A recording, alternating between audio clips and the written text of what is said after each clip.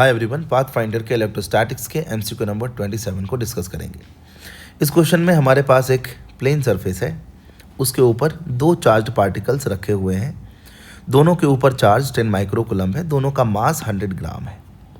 Charge particles और इस plane के बीच जो कोएफिशिएंट ऑफ फ्रिक्शन है वो 0.1 है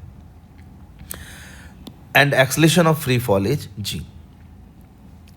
हमें पूछा गया है कि अगर इस सिस्टम को हम रिलीज करते हैं तो मैक्सिमम स्पीड कितना होगा दोनों चार्ज पार्टिकल का।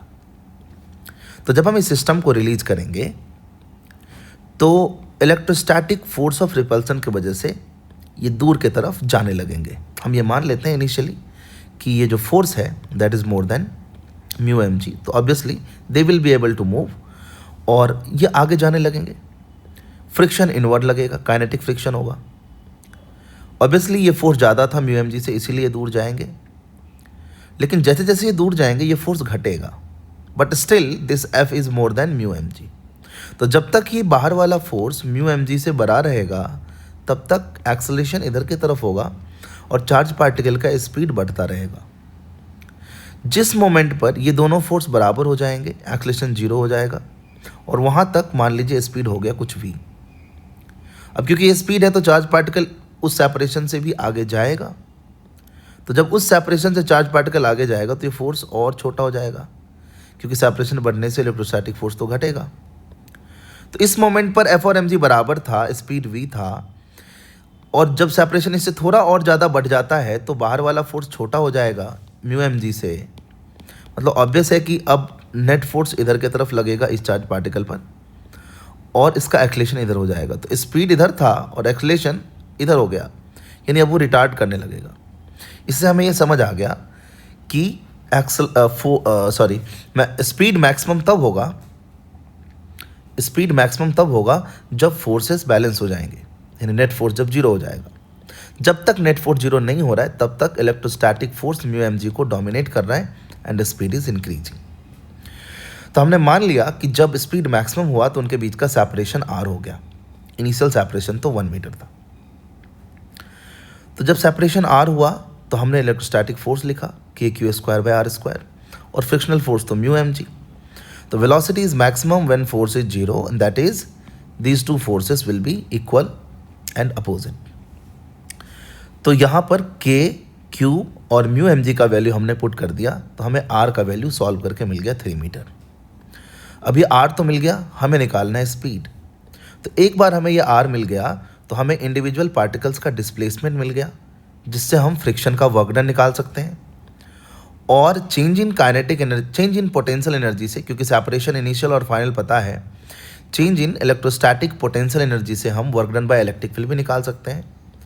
इस तरीके से हम वर्क एनर्जी थ्योरम लगाकर kinetic energy of charge particle निकाल सकते हैं और वहाँ से स्पीड मिल जाएगा हमें। So now to find speed apply work energy theorem, that is work done by friction plus work done by electric field will be change in kinetic energy. अब क्योंकि जो टोटल चेंज हुआ सेपरेशन में वो r-1 हुआ और दोनों charge particle equal distance चला होगा, दोनों का मास सेम है, दोनों पे फोर्स एक तरीके से लग रहा है, तो दोनों का डिस्प्लेसमेंट इक्वल हुआ होगा, है ना।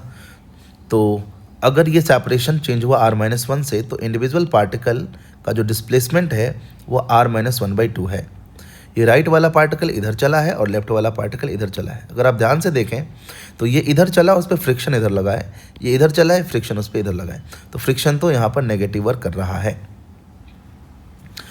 तो वर्क डन बाय फ्रिक्शन हमने निकाला, frictional force into displacement individual particle का, और नेगेटिव होगा क्योंकि फोर्स और डिस्प्लेसमेंट अपोजिट डायरेक्शन में है। काइनेटिक फ्रिक्शन का वर्क नेगेटिव ही होगा, इनटू 2 क्योंकि दो चार्ज पार्टिकल्स हैं तो दोनों पर। Work done by electric field will be minus of change in electrostatic potential energy. Minus of change in potential energy मतलब minus of u final minus u initial, which can be written as u initial minus u final. और u initial kq²/1 होगा क्योंकि initial separation 1 था, and u final kq²/r होगा, r जो 3 था। So this is the work done by all the forces and that will be equal to change in kinetic energy. तो initially तो दोनों charge particle rest में था और फाइनली दोनों का स्पीड इक्वल है, v है, तो ½ mv² इंटू 2 कर दिया मैंने, इसको सॉल्व करेंगे तो आपको v मिल जाएगा, दैट विल बी 2 मीटर पर सेकेंड। और इतना कैलकुलेशन आपको करना ही चाहिए, कम से कम आपको ये तो लगेगा कि मैंने कुछ किया। So this is everything about the question. First हमने ये सोचा कि वेलोसिटी मैक्सिमम, स्पीड मैक्सिमम कब होगा, तो वो मैक्सिमम तब होगा जब फोर्स इक्वल टू 0 हो जाएगा इंडिविजुअल चार्ज पार्टिकल्स पे। तो वहाँ से हमें आर मिल गया, और एक बार आर मिल गया तो हमने वर्क एनर्जी थ्योरम अप्लाई करके स्पीड निकाल लिया। तो हमारा आंसर जो है वो है 2 मीटर पर सेकेंड। आई होप आपको समझ आया होगा। तो थैंक्स फॉर वॉचिंग, मिलते हैं अगले वीडियो सोल्यूशन में।